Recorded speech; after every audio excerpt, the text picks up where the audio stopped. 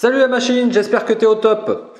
Dans cette vidéo, on va voir ce qu'on appelle les sollicitations simples de résistance des matériaux. Et on va voir comment, en fonction de ces sollicitations simples, on va être capable de vérifier si nos systèmes mécaniques résistent ou ne résistent pas. Allez, c'est parti!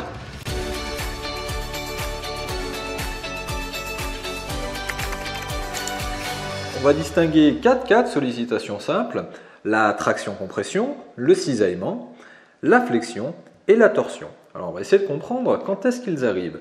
La traction-compression, c'est très simple. Imaginons que ça, ce soit mon matériau. Et bien si je lui tire dessus de part et d'autre, on va être en sollicitation de traction. La compression, c'est exactement la même chose. Mais dans ce cas-là, l'effort est dirigé dans l'autre sens. Maintenant, la sollicitation de cisaillement.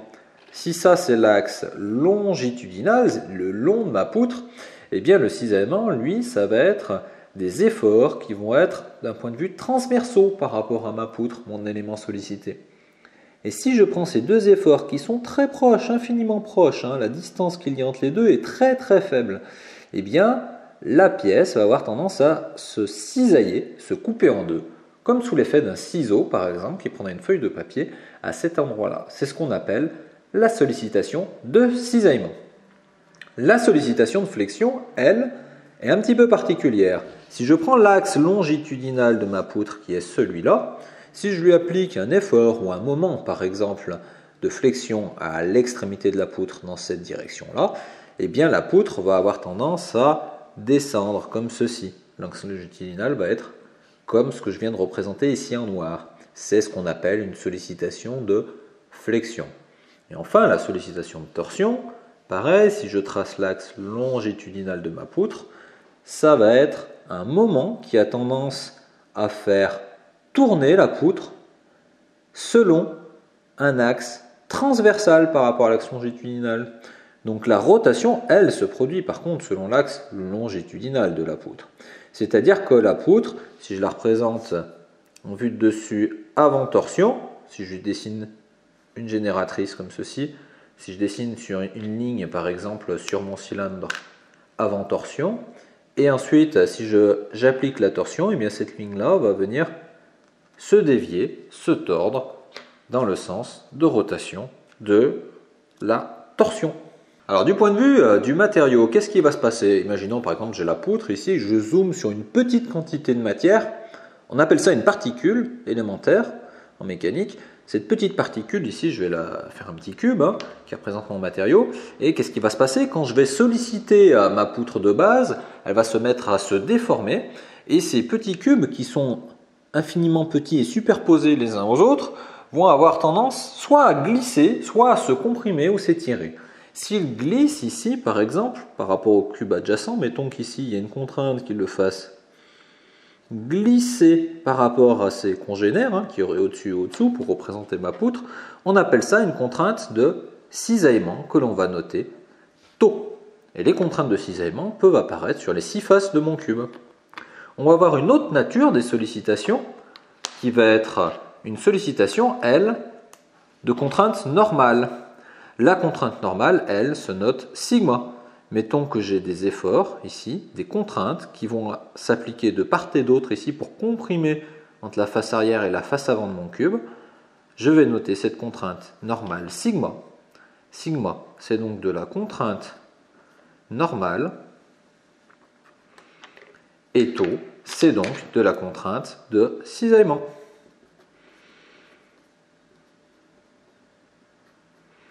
Ou alors, aussi appelée la contrainte tangentielle. Si je reviens dans mes cas de sollicitation simple, comment est-ce que ces sollicitations vont venir justement contraindre ma matière? Eh bien, les contraintes de cisaillement et de torsion, elles, vont me donner des natures de sollicitation tangentielle, des contraintes, donc dans ces deux cas-là, de cisaillement, tau, tandis que la traction et la flexion, elles, vont me donner des contraintes de sollicitation normales, des contraintes notées sigma. Pour que le système sollicité résiste, il va falloir que les contraintes qu'il va subir, qu'elles soient des contraintes tangentielles ou des contraintes normales, soit dans des conditions qui lui permettent de rester dans le domaine élastique. Ça tombe bien parce que les contraintes normales peuvent être directement comparées à la limite élastique du matériau.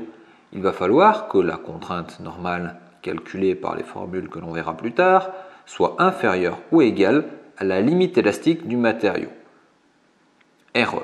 Alors ce qu'on va faire, on va quand même mettre un petit coefficient dit de sécurité que l'on nomme petit s, qui va permettre de vérifier que l'on est dans un domaine de résistance avec une petite marge. Cette valeur, RE sur S, on la nomme aussi la limite pratique élastique, RPE. PE comme pratique élastique. Ensuite, si on a des contraintes de cisaillement, comment est-ce qu'on va faire pour pouvoir comparer ça à la limite élastique? Eh bien, on va dire que la contrainte de cisaillement, taux, doit être inférieure ou égale à la limite au glissement du matériau RG. Et on va mettre aussi un coefficient de sécurité. Cette limite au glissement, on va aussi pouvoir la nommer la limite pratique au glissement. Le problème, c'est que cette limite au glissement, il est assez rare que l'on en dispose. Effectivement, il faut faire un essai sur les matériaux un petit peu particuliers qui s'appelle un essai de torsion, qui n'est pas très classique. La plupart du temps, ce que l'on fait, on opère plutôt un essai de traction. L'essai de traction nous donne la limite élastique, RE. On va donc utiliser un critère qui va nous permettre de comparer la limite au glissement à la limite élastique. Et on va dire, grâce à ce critère qui s'appelle le critère de Tresca, que la limite au glissement est égale à la moitié de la limite élastique. Et grâce à ceci, en ayant simplement la limite élastique du matériau, on va pouvoir vérifier si on est bien dans un domaine de résistance. Donc ces deux conditions de résistance s'appellent aussi des critères de ruine. On récapitule ce que l'on vient de voir ensemble. On a vu qu'il y avait 4 sollicitations simples, la traction-compression, le cisaillement, la flexion et la torsion.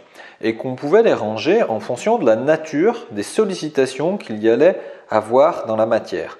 Effectivement, si à l'intérieur de la matière, on a des contraintes tangentielles, ça veut dire que les sollicitations, elles, seront plutôt de type cisaillement ou torsion. Si on a des contraintes normales, ça sera plutôt des sollicitations de type traction-compression ou flexion. Dans le cadre où on veut vérifier la résistance d'une poutre pour savoir si elle reste par exemple dans son domaine élastique, on va comparer les contraintes ainsi trouvées. Soit c'est une contrainte normale sigma, c'est-à-dire que je suis en flexion ou en traction-compression, et je vais dire que ma contrainte dans mon matériau doit être inférieure ou égale à la limite élastique avec un coefficient de sécurité. On avait aussi appelé ça la limite pratique élastique. Et dans le cadre où j'avais de la contrainte tangentielle, c'est-à-dire en cisaillement ou en torsion, on allait comparer ça à la limite au glissement, notée RG. La limite au glissement, on pouvait la comparer à la limite élastique grâce au critère de Tresca et dire que la limite au glissement est égale à la limite élastique divisée par 2. C'est la fin de la vidéo, j'espère que cette révision aura été efficace.